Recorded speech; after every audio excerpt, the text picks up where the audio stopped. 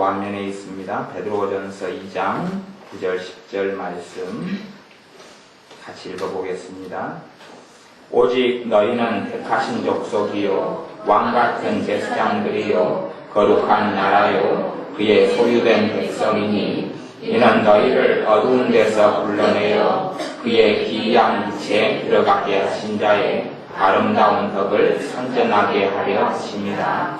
너희가 전에는 백성이 아니더니 이제는 하나님의 백성이요 전에는 긍휼을 얻지 못하였더니 이제는 긍휼을 얻은 자니라. 아멘. 어떤 새가 있었습니다. 근데 그 새는 발에가 쇠사슬이 묶여 있어서 다른 새들이 다 날아다닐 때에 날지를 못하고 살았습니다. 다른 새들이 다 공중을 날 때에 발에 쇠사슬이 묶여서 날지 못하는 새. 그래서 날려고 이 새는 부단히 노력하고 애썼습니다. 정말 날려고 발부둥치고 날아올랐는데 발목에는 쇠사슬이 묶여 있어서 날다가 떨어지고 날다가 떨어지고 수백 번 이상을 날려고 발버둥을 쳤습니다. 그런데 도무지 못 날리는 거예요.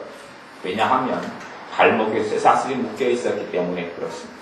그렇게 하다가 이제는 나는 걸 포기했습니다. 날 수가 없거든요. 그때에 어떤 사람이 나타나서 이 새를 사게 되었습니다. 이 새를 샀습니다. 이 새를 사서 이 새의 쇠사슬을 끊어주었습니다. 쇠사슬을 끊어준 다음에 새에게 이제는 저 푸른 창공으로 날아라 그랬습니다. 근데 이 새는 날지를 못하는 거예요. 날려고 하지 않는 것. 왜 그러냐 그러면 너무나 많은 실패를 맛보았고 이미 수없이 많이 날려고 시도했다가 더 이상은 날지 못하게 되었기 때문에 이제는 나는 것을 포기했습니다. 이미 쇠사슬은 사라지고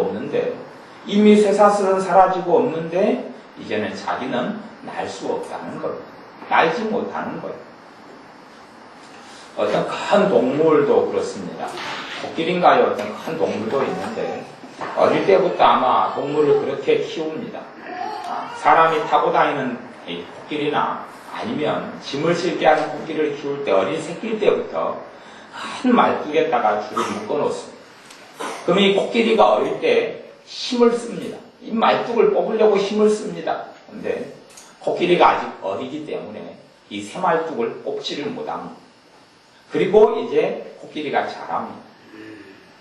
이 코끼리는 이제는 알게 됩니다.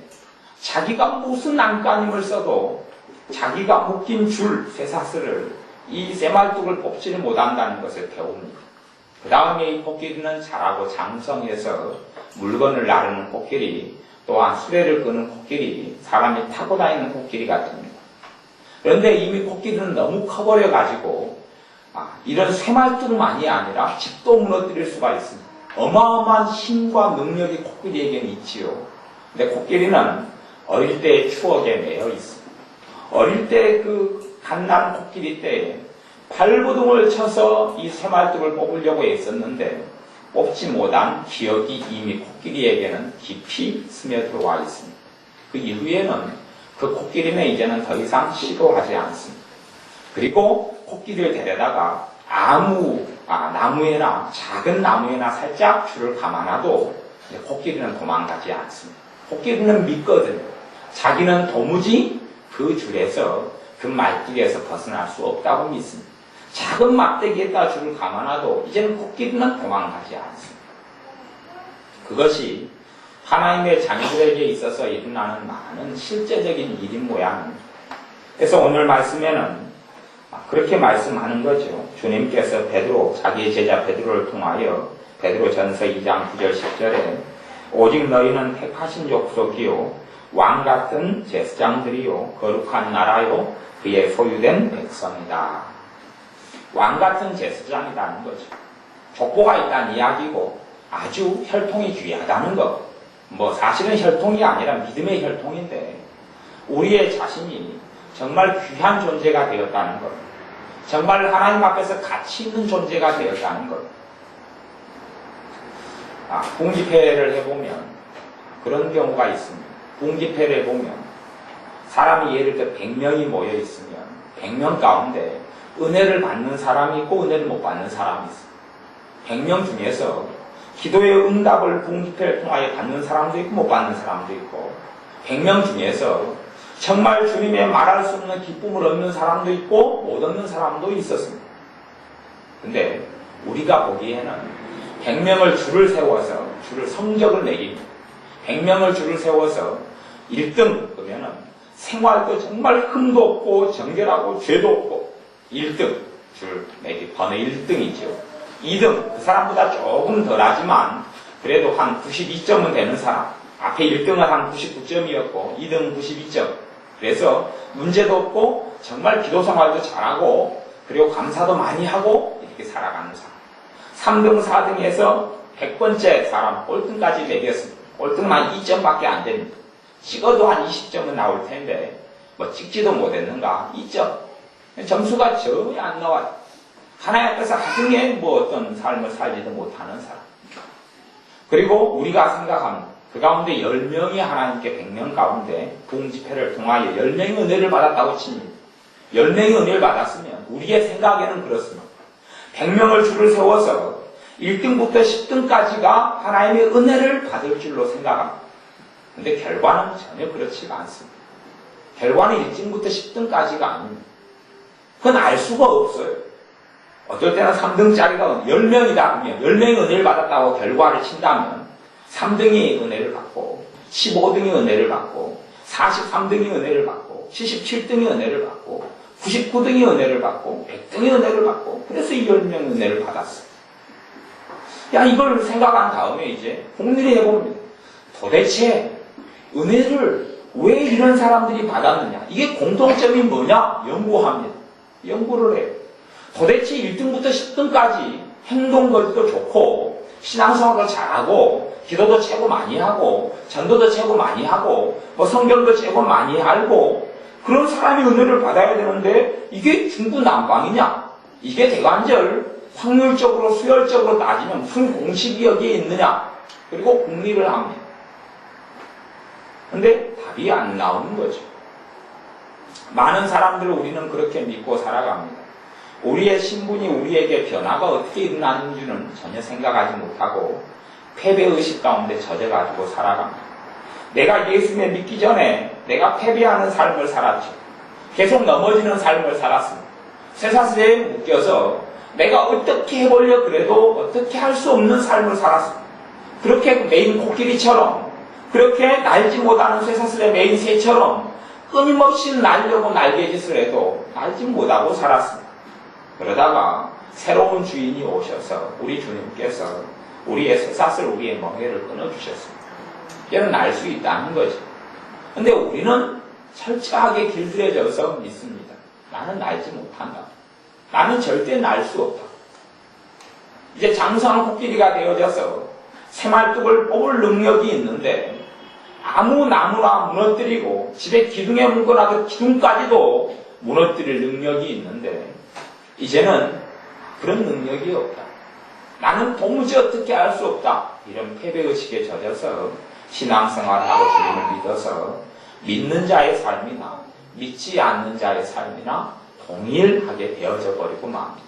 근데 우리는 그런 사람이 아니라고 주님께서 말씀하시는 겁니다. 너희는 택하신 족속이라는 겁니다. 택해서 골라내가지고 하나님의 아들, 딸로 삼았다는 이야기. 골라내어서 뽑아내어서 하나님의 아들, 딸의 자리에 들어왔다는 겁니다.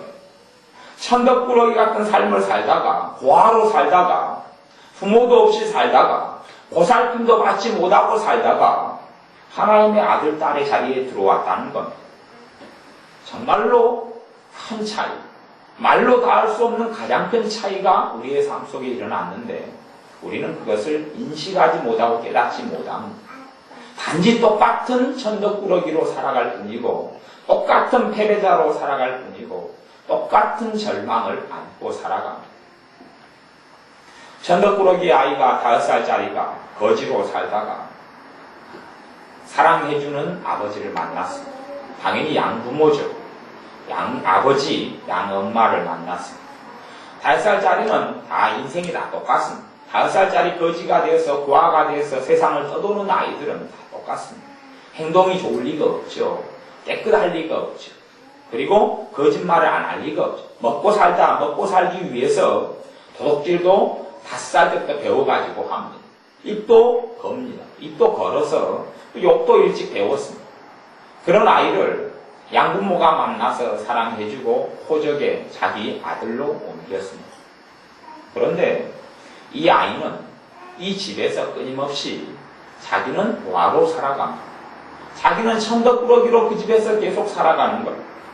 그리고 새벽 2시에 잠을 자고 있는데 부시럭부시럭 소리가 나. 이 양부모가 잠을 자고 있는데 부시럭부시럭 새벽 2시에 소리가 나요. 그래서 도둑이 들었는갑다 그리고 일어나서 원래 야구방망이를 들고 나가보니까 자기 이제 입양한 5살짜리가 냉장고에서 훔쳐먹고 있는, 사실 훔쳐먹는 게 아닌데 걔는 도둑처럼 훔쳐먹고 있는 거예요. 당연히 그날 저녁밥을 얘가 많이 안 먹었지. 점심도 많이 안 먹었어. 아침도 많이 안 먹었어. 자기가 좋아하는 음식이 많이 나왔는데 많이 안 먹었어. 왜냐하면 많이 먹으면 이 아이는 쫓겨날 줄 알았거든. 너무 많이 먹어서 자기가 배 터지게 먹으면 야 밥도 되게 많이 먹는 말도 안 듣는 애가 그래서 쫓겨날 줄 알아서 정말 자기는 밥을 2공기 먹고 싶은데 반 공기도 안 먹었어. 그러니 애가 얼마나 배가 고파요. 한참 자랄 때. 그러니 그러고 있다가 새벽에 양부모라 하는 사람들이 다 잠든 다음에 그것도 완전히 다 돌아 떨어질 때까지 한 새벽 2, 3시까지 본능적으로 기다려가지고 그 다음에 원래 나와서 냉장고에서 끄집어내 훔쳐먹는 거예요. 사실은 훔쳐먹는 게 아니고 이제는 이 아이는 주인이 된 거죠. 이 집의 주인의 소유 가운데 들어온 거예요. 자기도 냉장고에 있는 음식물의 주인이 된 거죠. 그래서 얼마든지 먹어도 되는데 이 아이는 과거의 실패에, 과거의 자기 처지에, 과거의 자기 고아라는 신분에 매여서 누리지 못하는 삶을 살아간 거예요. 하나님의 자녀들 우리의 삶에도 이러한 일들이 얼마나 비일비재하게 많이 일어나는지를 모릅니다. 정말로 기도할 때도 보면 애를 씁니다. 하나님께 제발 좀 불쌍히 해달라고 애를 씁니다. 그런데 하나님께 불쌍히 해달라고 애쓰는 모양은 비슷한데 한 사람은 자녀로서, 한 사람은 하나님의 아들, 딸로서 기도하는 사람이 있고 한 사람은 아들, 딸이 아니라 고아로서 기도하는 사람이 있습니다. 이건 정말로 큰 차이입니다. 예수님의 피 때문에, 예수님의 이 못에 박힌 못자국 때문에, 예수님의 창에 찔린 옆구리 때문에, 가시관을 쓰신 예수님의 피투성이 된 얼굴 때문에, 주님이 짊어진 십자가 때문에 그것을 통하여 하나님의 아들, 딸이 된 사람들은 사실은 신분이 달라지게 됩니다. 신분이 달라지게 됩니다. 전문 용어로 이야기하자면 종자 개량이 일어난 것, 종자가 달라지게 되는 것, 우리의 종자가 달라지게 됩니다. 이제는 하나님의 아들, 딸로 변화되게 됩니다. 당연히 겉으로 보기에는 똑같습니다. 겉모습이 같아요. 얼굴도 똑같고 모습도 똑같고 사는 것도 같아요. 믿은 다음에 우리의 생각하기에는 아주 특별한 변화가 일어나고 그랬으면 좋겠어요. 내가 예수를 믿기 전하고 믿은 후에 아주 특별한 변화가 일어나고 그랬으면 좋겠어요. 그런데 그런 변화가 일어나는 사람도 있긴 있는데 벽에 하나 100명에 1명 될까 말까 특별한 변화가 없는 거예요. 예수를 믿은 후에 내 말에도 별로 변화가 없고 행동에도 별로 변화가 없고 내 삶에도 별로 변화가 없고 내가 예수를 믿으면 내 남편이 좀 변화될 것 같은데 남편도 별로 변화가 안 돼. 내가 예수를 믿으면 내 가정의 경제적인 형편이 좀 풀릴 것 같은데 그것도 풀리지가 않아. 변화가 안 되는 거예요. 내 자신도 매일 기도를 해도 내가 변화될 것 같은데 내 자신도 변화가 안 되는 거예요. 이게 무슨 일이냐? 무슨 일이냐? 전혀 변화가 안 되잖아. 전혀 달라진 것도 없고 하나님께서 좀 큰 축복과 은혜를 줄 것 같은데 그것도 없는 것 같고 그러니 내가 이제 무슨 일이냐? 그러는 거예요. 깊이 들어가면 자신이 어떤 신분인지를 사실은 모르기 때문에 일어나는 일이기도 합니다. 그래서 제가 부흥집회 100명이 참석하면 그 가운데 10명이 은혜를 받는데 부서가 없이 은혜를 받는다고 그랬어요. 그렇다고 10명이 은혜 받는 거 어떨 때는 100명이 참석해서 99명이 은혜 받기도 합니다. 답은 없는 일입니다. 어떨 때는 100명이 참석하면 50명이 은혜를 받기도 하고 또 생각하지 못했던 축복을 그 며칠의 집회 때 받기도 하고 누리기도 합니다. 생각도 못했던 응답을 받기도 합니다. 당연히 집회를 제가 인도한다면 제게 대단한 능력이 있는 것도 아니고 제게 뭐가 있는 것도 아닙니다. 한번 부흥집회를 인도하게 되면 저 같은 경우 부담이 많습니다. 왜냐하면 내가 내 자신도 별로 변화를 못 시켜왔는데 내가 몇 번의 설교를 통해서 내가 누구를 변화시킬 수 있을 것이냐 하는 자괴감이 들기도 합니다. 당연히 제의 설교를 통하여 사람은 변화시킬 수 없습니다. 주님이 변화시키셔야지 사람은 변화시킬 수 없습니다. 그렇죠? 그런데 이상한 것은 그 며칠의 집회 동안을 통하여 사람들이 변화가 됐고 그 전에 누리지 못했던 은혜를 누리는 일들이 자주 있다는 이야기. 그것도 성격순이 아니라 차라리 성격순이면 깔끔하고 좋잖아요. 우리를 모아놓아서 이번에 주일 낮 예배를 드리는데 우리가 모아놓아서 일주일 동안의 우리의 행동거지에 따라서 선착순 10명에게 은혜를 준다. 우리가 좀 기대하고 나올 거 아닙니까? 기대를 하고 나오죠. 일주일을 좀 반듯하게 살아보고 일주일 동안에 하나님의 큰 은혜를 선착순 10명에 준다 그러니 기대를 하고 나오죠. 저는 예전에 시험을 볼 때에 기대했던 적이 종종 있었습니다. 나름대로 시험 공부를 열심히 한다고 해서 성적을 기대하죠. 성적이 정말 잘 나올 줄로 기대합니다. 그리고 시험을 보다 보니 아는 문제가 몇 문제 나와서 정말로 통쾌하고 기뻤습니다. 아는 문제 몇 문제 나와서 정확하게 풀었으니 이번 수학 점수는 굉장히 잘 나오고 기대를 하고 점수 결과를 들었는데 그 전달보다 덜 나오는 겁니다. 그럴 때가 자주 있었습니다. 내가 기대를 풀고 정말 될 줄 알았는데 안 되는 거예요. 예전에 대학 생활에도 그런 적이 있습니다. 시험을 보고 그 다음에 성격에 따라서 장학금이 나오는데 기대를 많이 품었습니다. 정말로 좋은 점수가 나올 줄 알았습니다. 그래서 제가 하나님께도 큰 소리를 쳤습니다. 보통 때는 하나님 제발 도와달라. 제발 전액 장학금을 받지 못하면 내가 학교를 못 다니는데 제발 도와달라. 하나님께 사정하고 기도하고 하나님께서 거의 대학을 돈 없이 다니게 하셨는데 근데 어느 때는 시험을 보니까 시험 문제가 너무 마음에 드는 거예요. 너무 마음에 들어서 하나님께 부탁을 했죠. 하나님이 안 도와주셔도 제가 이번에는 정말 1등 할 수 있습니다. 제가 왜 그렇게 그때는 미련하게 됐는지는 몰라도 제가 하나님께 부탁을 했습니다. 도와주지 말라고. 하나님의 도움 없이도 내가 반드시 이번 시험에는 1등 할 수 있다고 그랬습니다. 그리고 기대감을 많이 품었습니다. 올 A 플러스가 나올 줄로 기대감을 많이 품었습니다. 보통 때는 한 7과목 시험을 보면 A0가 한 서너 과목 나오고 A 플러스가 한 서너 과목 나옵니다. 그러면 1등 정도 합니다. 그렇게 한 4점 이상 정도 학점이 나오면 1등 정도 하는데 기대감을 품었습니다. 점수가 나왔는데 어딘걸요? 다 A 이상이 아니라 B 플러스 나오는 것도 몇 개가 있고 점수가 확 떨어지는 거예요. 성격도 곤두박질을 한 거예요. 상상을 하지 못하는 점수가 나왔습니다. 이게 웬일이냐? 우리는 그렇게 살아갑니다. 우리가 성격순에 따라서 하나님의 은혜를 준다면 기대라도 품을 수 있을 터인데 성격순에 따라서 하나님의 은혜를 준다면 정말로 좋을 터인데 그렇게 안 되는 거예요. 하나님께 정말로 구하고 기도했더니 그리고 내가 기도한 양에 따라서 내게 은혜를 주실 것 같으면 정말 좋을 터인데 하나님의 은혜 주시는 걸 제가 지금까지 보면 정말 중구난방이에요. 전혀 받을 사람이 아닌 사람이 받고 정말로 은혜를 많이 받아야 될 사람이 못 받는 거예요.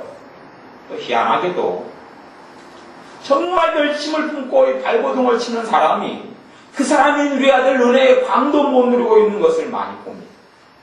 도대체 무슨 일이냐는 거예요. 도대체 무슨 일이냐는 거예요. 사실은 답은 압니다. 답은 알아요. 한 사람은 자식으로 살아가고 한 사람은 안자식으로 살아가기 때문에 그렇습니다.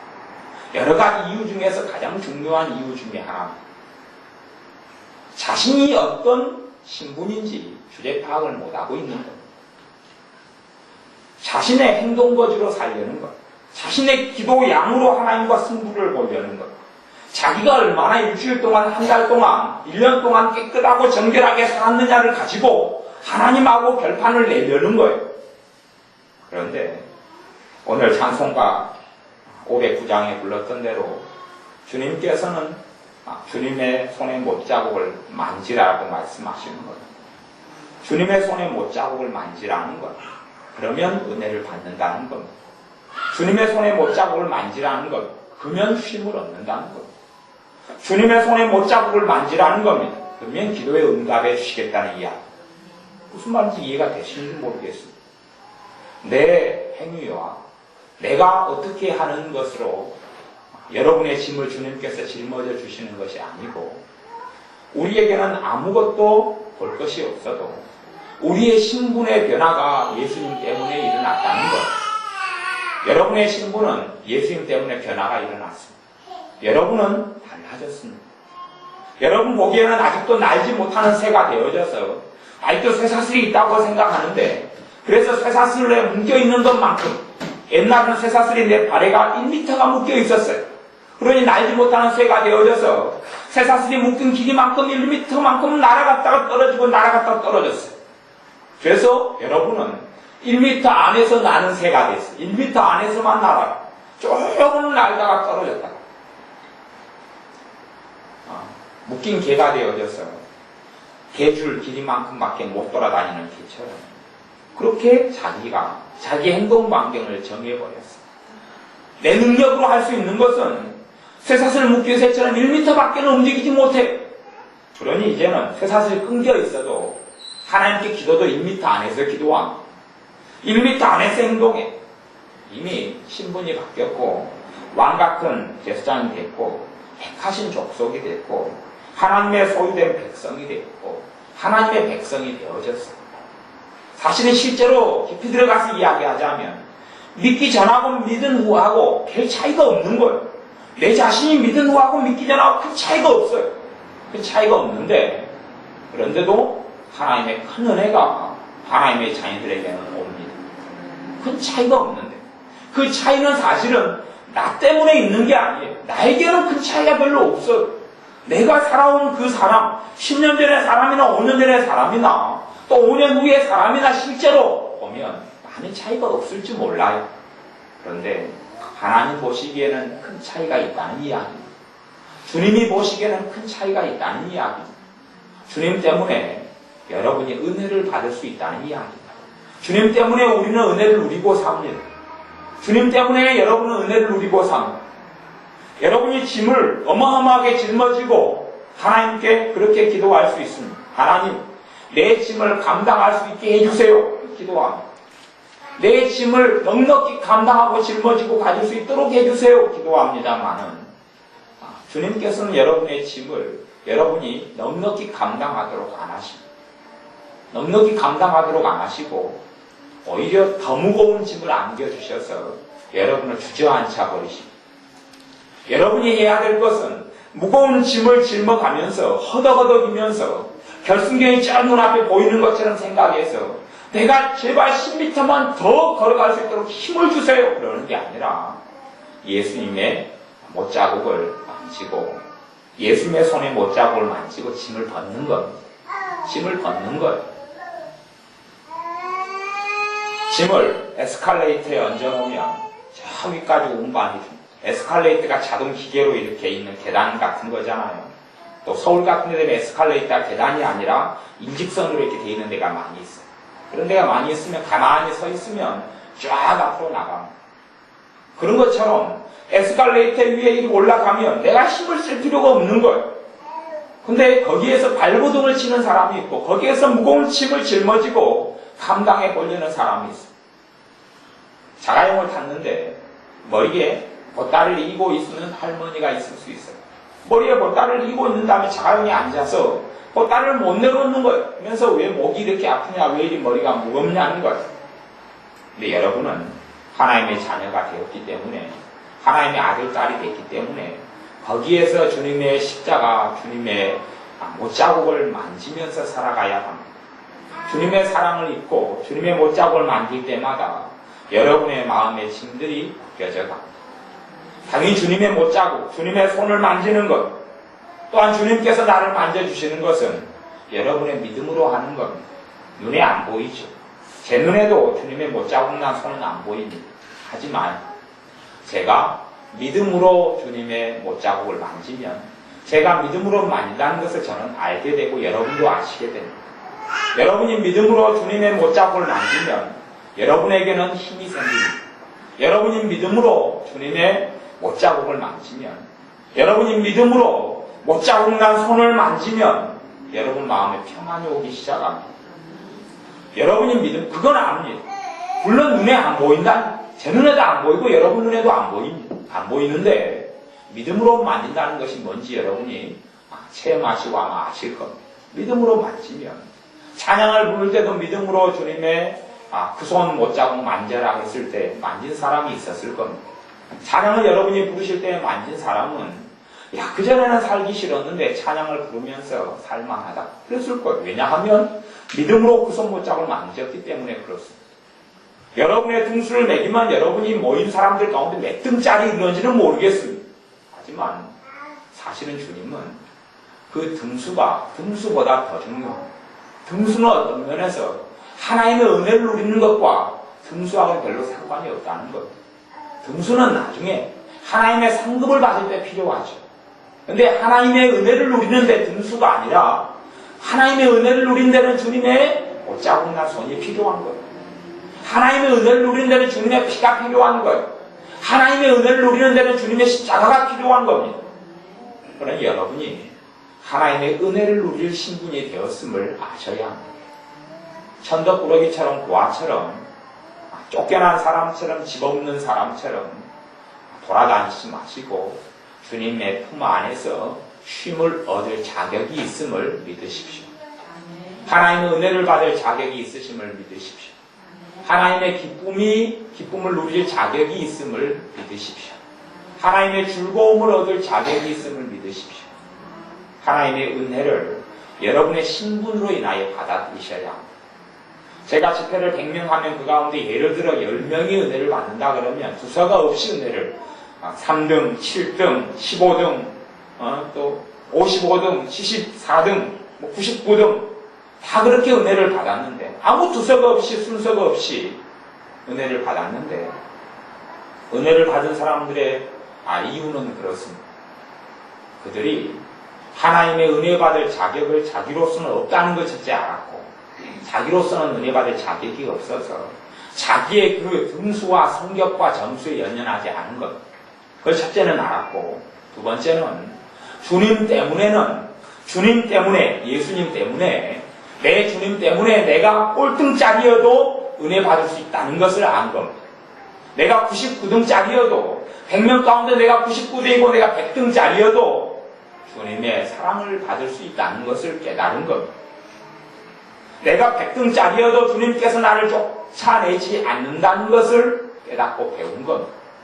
여러분이 여러분의 등수에 연연하지 마시고 하나님의 은혜를 받고 누리셔야 합니다. 여러분에게 신분의 변화가 일어났다는 사실을 아셔야 합니다. 그래서 여러분의 기도도 더 입을 넓게 열어야 합니다. 내 입을 넓게 열라 내가 채우리라 이렇게 말씀하셨습니다.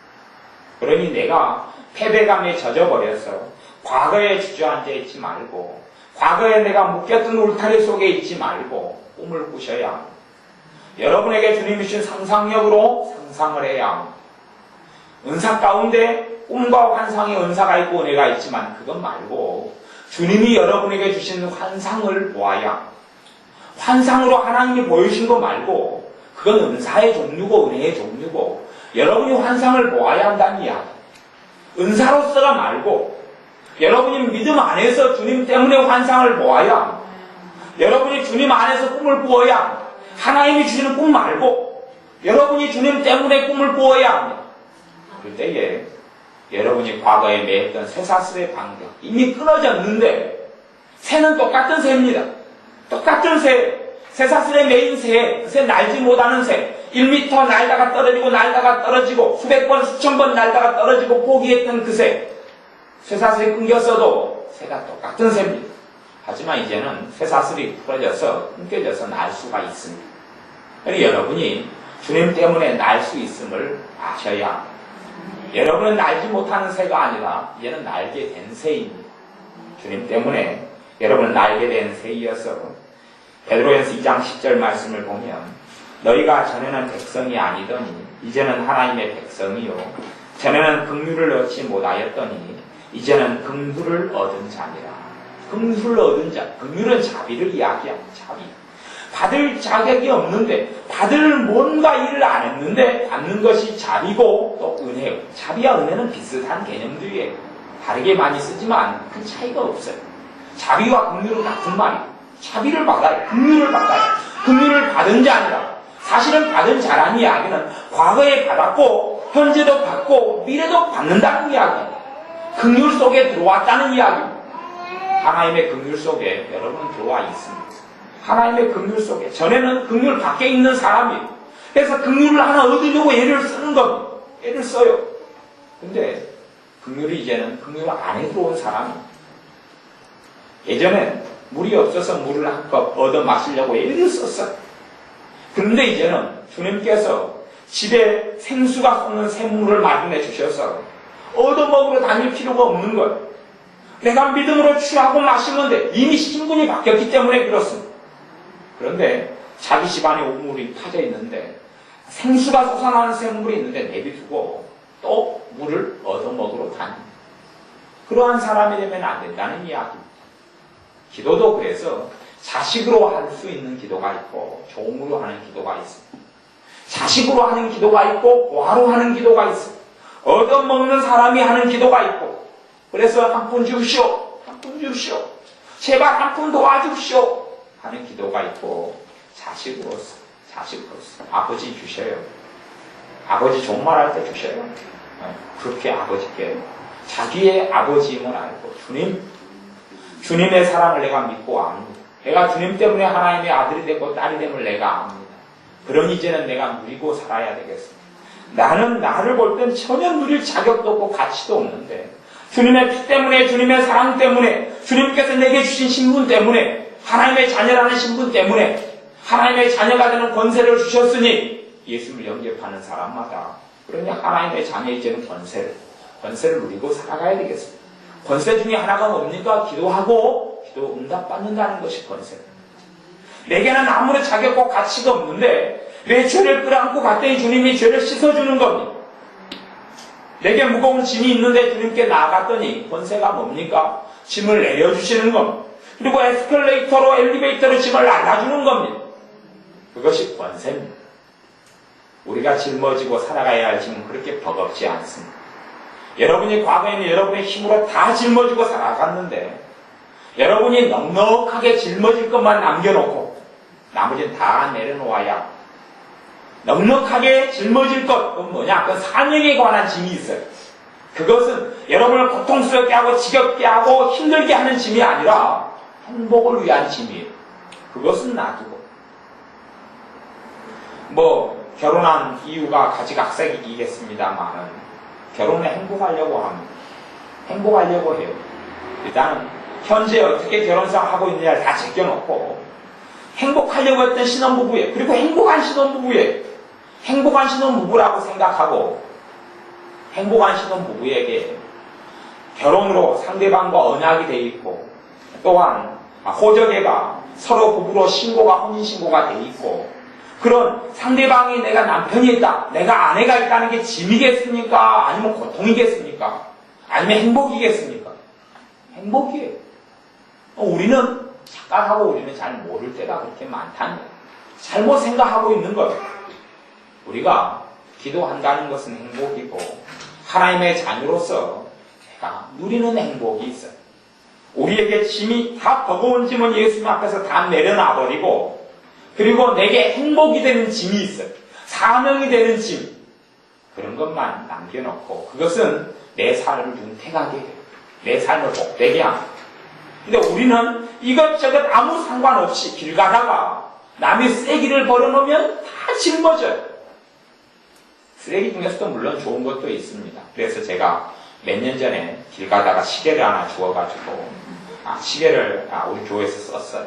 그래서 벽시계를 하나 쓰다가 결국은 고장이 나서 한 3년 쓰다가 어제 버렸지. 저도 그래서 쓰레기를 잘 줍습니다.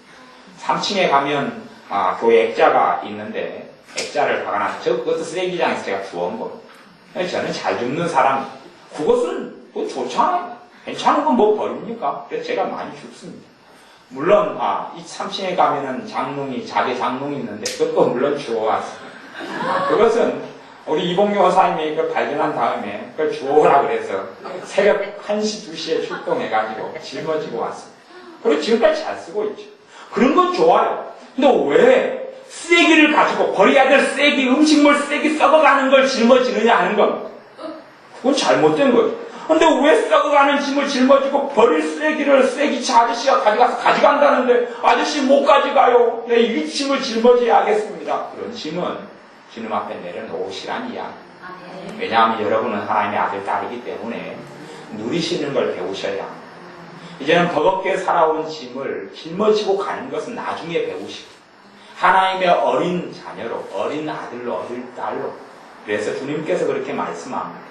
어린아이와 같이 되지 아니하면 하나님 나라에 들어갈 수 없다. 어린아이로서 먼저 배우셔야. 어린아이는 주는 걸 배우는 게 아니고 받는 걸 배우고, 어린아이는 먹는 걸 배우고, 어린아이는 노는 걸 먼저 배우지 일하는 걸 배우지 않습니다. 여러분이 하나님의 자녀로 자라갈 때 노는 걸 먼저 배우고 다음에 먹는 걸 배우고 일하는 걸 배우고 그렇게 가는 거예요. 그러니 하나님의 자녀 안에서 하나님의 자녀가 된 여러분은 주님 안에서 쉬는 걸 배우셔야 합니다. 주님 안에서 여러분이 노력하지 않은 것을 때로는 거두는 것을 배우셔야 합니다. 그래서 구약성경의 백성에게 너희가 심지 아니하는 것을 먹게 하고 너희가 노력하지 아니하는 것을 거두게 하겠다. 그렇게 말씀하시기도 하셨습니다. 말씀은 여러 가지 측면 가운데 제가 한 가지 측면을 이야기하는 것, 어린아이로서 누리는 측면을 이야기합니다. 거기에서 믿음 생활은 출발하는 겁니다. 똑같은 고아에서 입양된 아이, 똑같은 아이지만 이제는 달라진 거예요. 냉장고에 있는 것을 마음대로 끄집어내 먹을 수 있고 밥도 한꺼번에 3공기, 5공기를 먹을 수 있습니다. 여러분이 그런 삶을 깨닫고 아시고 그래서 여러분이 때로는 100명 가운데 99등짜리라도 100등짜리라도 여러분이 하나님의 은혜를 누릴 수 있어야 기도하겠습니다. 아버지 하나님, 우리가 과거에는 날지 못하는 새이었사오나 주님께서 우리의 쇠사슬을 꺼내주셔서 이제는 나는 새가 되게 하신 것을 감사를 드립니다. 전에는 고아였으나 주님의 피로 인하여 하나님의 아들, 딸로 입양되어서 하나님의 자녀로 살게 하심을 감사를 드립니다. 전에는 천덕꾸러기였으나 왕같은 제사장이 되게 하신 것을 감사를 드립니다. 전에는 한 푼을 얻으려고 구걸하고 살았으나 이제는 고아가 아니라 구걸하는 거지가 아니라 이제는 우리는 아들, 딸이 되게 하셔서 긍휼 밖에 있는 자가 아니라 긍휼 안에 있는 자가 되게 하신 것을 감사를 드립니다. 우리가 신분이 무엇인지를 잘 깨닫게 하시고 알게 하셔서 하나님의 은혜를 어느 때라도 받고 어느 때라도 누리는 우리가 되게 하여 주옵소서. 예수님의 이름으로 기도하옵나이다. 아멘.